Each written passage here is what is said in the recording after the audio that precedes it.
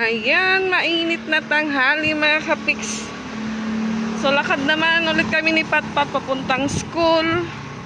At yun nga, punta ulit ako kina mama, pero daan muna ako sa school nila ate Patpat dahil ano daw ngayon ng card nila. Hindi na lagi shortcut Pat. So kailangan pumunta daw yung mga parents para magpirma po ng card nila. So ngayon po ay Friday. Unang visit po namin mamaya kay kuya doon sa sementeryo. Pero ngayong alauna, alis naman po si mama dahil may pupuntahan pa sila ni Nika. So ako lang po muna yung maiiwan sa bahay nila. Kaya daan po muna ako sa school.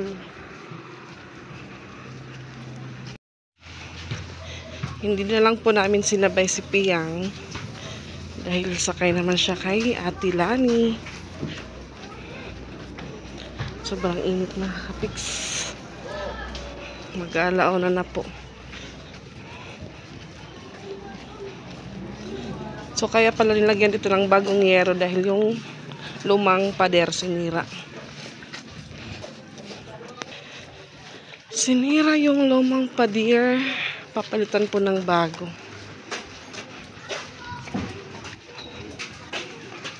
Iba na po yung may-ari ng lote. Ay na, yung minulay.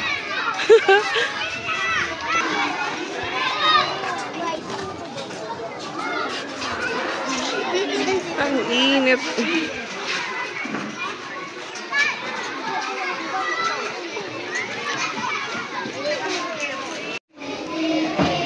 Ay, Patpat.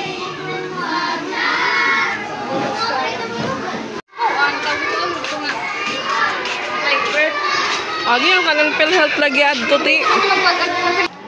Yan yung kalamansi nila dito mga kapiks, madami yung bunga pero maliliit pa po.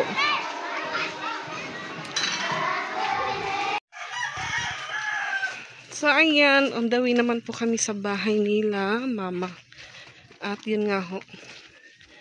Nakaalis na po si mama, so kasama ko po si Ate Lani. Wala naman po siya sigurong gagawin kaya sabi ko sa kanya, samahan mo ako magtambay doon.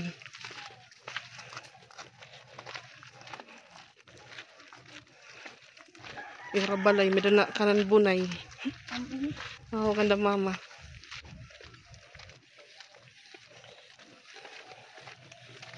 So, matagal kasi dumating yung guro ni Patpat. So, si Nika naman po papasok sa school. Iwan ko pong magkakasama sila mama. Ang baho po ng ng kanal. Yan. Mga pato, maliliit na pato. Oh, yeah. Ang tahimik na. Alas 4 na mga kapiks at hindi pa po nakauwi si mama. Si Lani sumama po sa akin dahil naki-charge po siya. Yung cellphone niya po, chinarge niya. Kasi yun nga, wala pa akong kasama dito kina mama. So, tapos na po siyang maghatid kanina sa mga anak niya. Sabi ko sa kanya, samahan mo lang muna ako doon kina mama dahil ako lang po yung nandito kanina. So yan, si Yulan. Nagpapakain na po siya ng mga manok. Timing po kagabi may kasi kumain po sila doon sa barbecuean malapit sa amin. So in-invite po nila ako. Timing din po, naghapunan na po kami. So ibasa ako. Hindi pa ako pumunta doon. So may natira pa pong barbecue na para daw sa akin. Dinala po nila pa uwi dito sa bahay nila mama. Nung pag-open ko po sa basket, nakalagay sa mesa, nandun pa po. So sabi ko kay Ate Lani, kainin natin. So kinain po namin yung barbecue na nasa mesa kanina. Ngayon naman po, bumalik na po siya sa school dahil sundo naman po siya sa mga anak niya. Iwan ko po kung nag-charge yung cellphone ni Ate Lani. Mas 4 na po, hindi pa po umuwi si mama. Iwan ko po kung saan pa.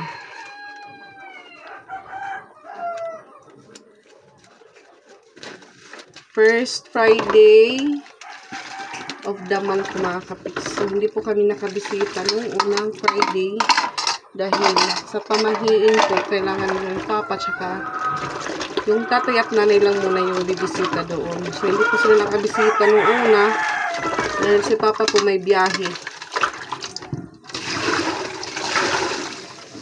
Ngayon naman po, pauwi pa lang siguro si mama, tapos si Nika po sasama, yun nga may pasok. Makaabutan po kami ng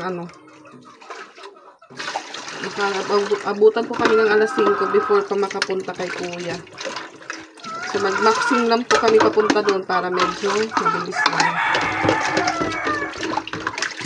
Mabilis lang po yung maxing, agad ng sasakyan.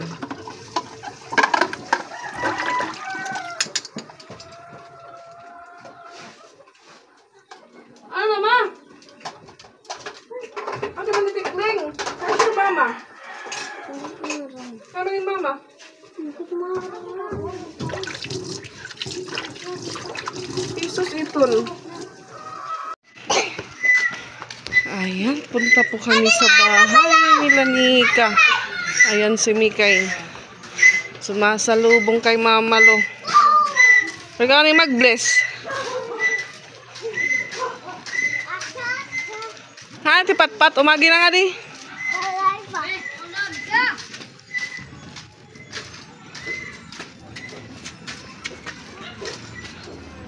Naggarag na pera. Tabalay. Nakauwi na siguro si Pat-Pat. Iilan na lang po yung estudyante dito sa school. Dito pa po yung service ni Ate Lani.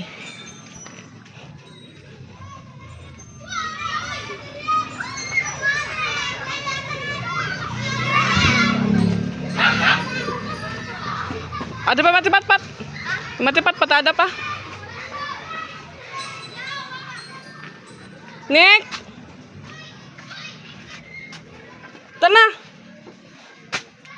Yan. Alas 5:20 na mga kapiksat. Dito pa rin po kami sa Fustanis.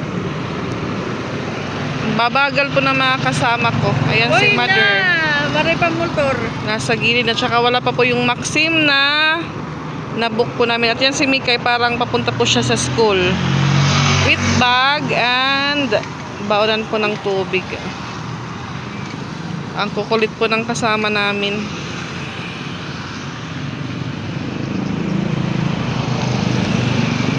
Rush hour na mga kapiks. Uwian time na, uwian time. At makulimlim na hapon.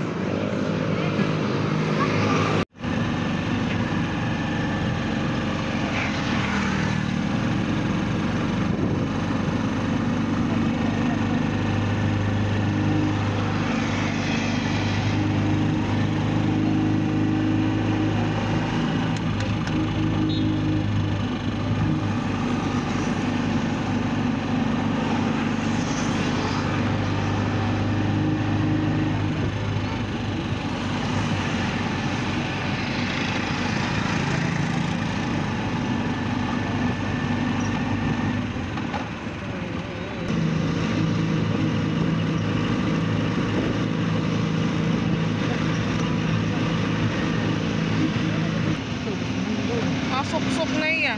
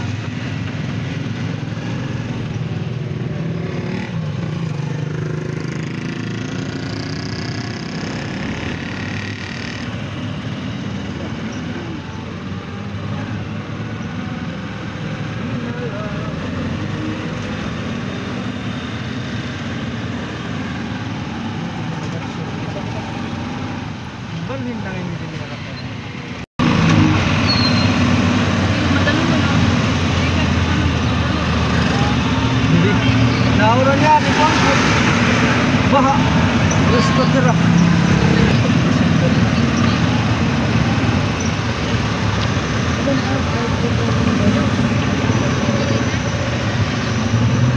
Mo pala therapist ang diya tabo. Makeup. Dati matira niya. Oo.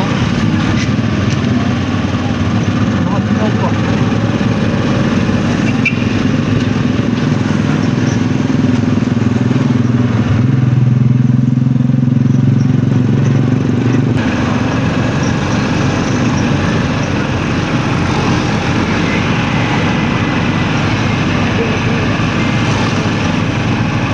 Ayan, dito na po kami sa Palo Catholic Cemetery, mga kapiks. Nabutan po kami ng gabi. Posporo.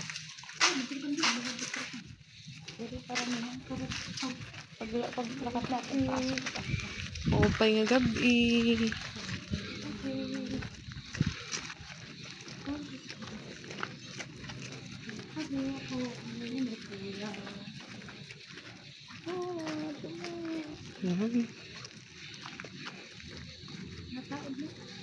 Nandun po yung tarpaulin ni Kuya.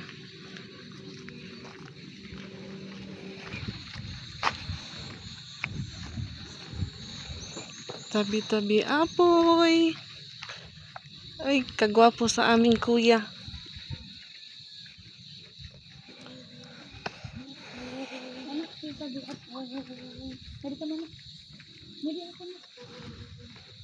Tabi-tabi apoy. Kasi hindi po dito nadala yung dalawang bata nung libing po ni Kuya. Ngayon lang din po sila nakasama dito. Tabi-tabi apoy.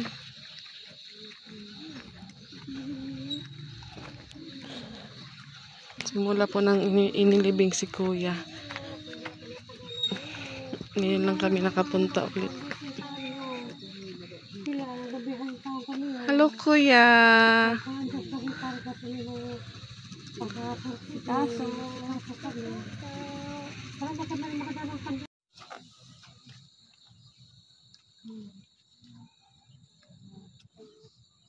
Diba nilibaksin na bago? Baksin. Imo sugayan, tumalakad na niya.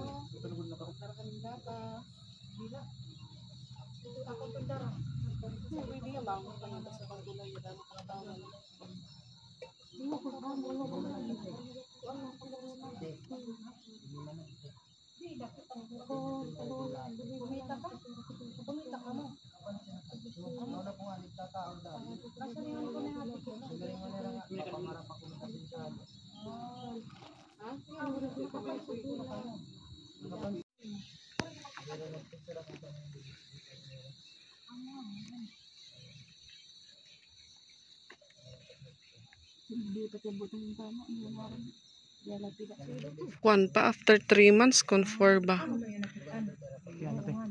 Pagbutang it lapida. Para pa nila lapida. May yato pag imot eh. Asya ada.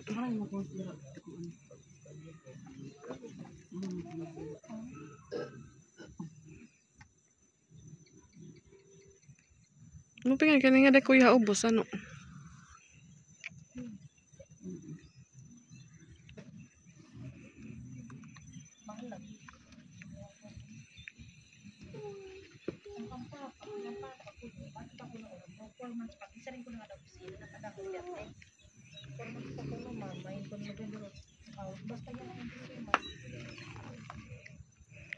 Okay lang gapin i-update iti awi ko ani follow up iti lapida gihapon.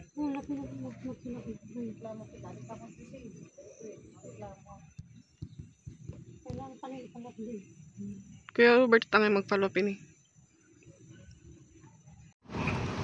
Lakad lang po kami palabas galing sementeryo, at yung katabi pala ng sementeryo mga kapiks is yung Cystomiasis na hospital.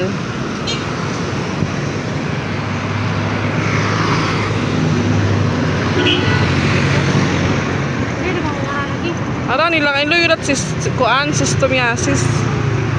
Kaya paglubong dili sa tagikan. Oo. Magbubuk ulit po kami ng Maxim mga kabigs, kasi pag mag-commute mahirap po, rush hour.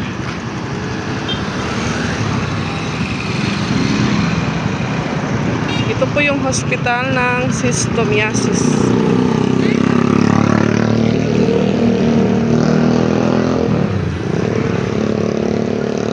Para lang po siyang EVRMC.